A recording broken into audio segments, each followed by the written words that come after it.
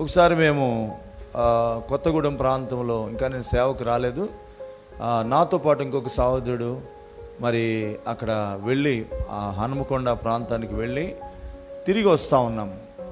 వచ్చేటప్పుడు ఏం జరిగిందంటే అక్కడ బైబిల్స్ అవన్నీ కొనేసినాం, కొంత లిటరేచర్ అంతా కొనుక్కున్నాము.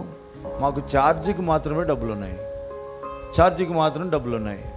ఇప్పుడు ఆ టికెట్కు ఎంత కావాలో అంతే డబ్బులు ఆయన దగ్గర కానీ నా దగ్గర ఉన్నాయి. మేము అక్కడ స్టేషన్ దిగిన తర్వాత ఆటోకు వెళ్ళడానికి నా పైసలు లేవు. కానీ మేము అనుకున్నాం ప్రభు ఏదో చేస్తాడు అని ప్రభు మీద మేము ఆధారపడి ప్రార్థన చేసుకుంటూ వస్తున్నాం. మొత్తానికి మేము వచ్చేటప్పుడు మాతో పాటు ఇంకొక సహోదరుడు కూడా అదే ట్రైన్లో వచ్చాడు. వచ్చిన తర్వాత చివరికి మేము దిగాము. మేమేమంటున్నాము, బ్రదర్ మీరు పోండి మేము వస్తామంటున్నాం. ఎందుకని మా దగ్గర డబ్బులు లేవు కనుక. మీరు వెళ్ళండి బ్రదర్ అంటే, లేదు బ్రదర్ మనం ముగ్గురం పోదాం అంటాం. వారు ముగ్గురు పోయినాక ఆయన బిల్లు ఆయన కట్టి మమ్మల్ని కట్టమంటే ఏంటి పరిస్థితి అని మళ్ళీ ఆలోచన. కాబట్టి ఇట్లాంటి పరిస్థితులు కూడా దేవుడు నడిపించినాడు. కానీ విశ్వాసంతో దేవుడు ఏదో చేస్తాడు. ఎందుకంటే దేవుని పనిలో ఉన్నాము, దేవుడు వెళ్ళమంటున్నాడు. మొత్తానికి ముగ్గురం కలిసి బయలుదేరాము. ఆయన మధ్యలో దిగుతాడు.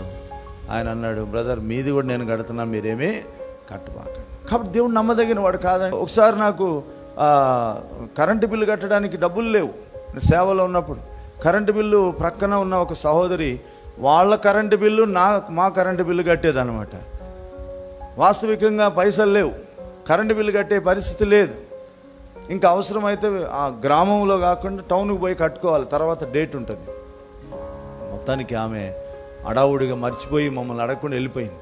అడిగినా కూడా నేను కట్టలేనని చెప్పాల్సిన పరిస్థితి వచ్చేది. కానీ ఆమె మర్చిపోవడం కూడా దేవుని చిత్తమే. చూడండి, ఆమె వెళ్ళిపోయినాక మరి ఎట్లా కరెంటు బిల్లు కట్టాలా?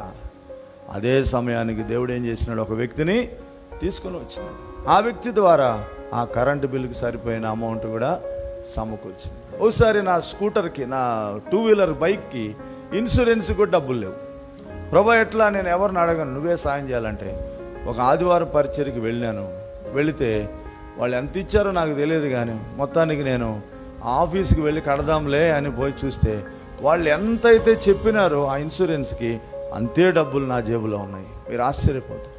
కాబట్టి ఎందుకు ఇలాంటి విషయాలు దేవుడు చేస్తాడంటే, మనము దేవుని దగ్గరికి వచ్చి విచారణ చేస్తే మన విచారాలన్నీ ఆయన తొలగిస్తాడు. అందుకే దేవుని చిత్తము ఎలాంటిదంటే అంధకారములో అరుణోదయం లాంటిది, అపాయములో ఉపాయము లాంటిది, తర్వాత ఆందోళనలో ఒక అద్భుతమైన ఆలోచన.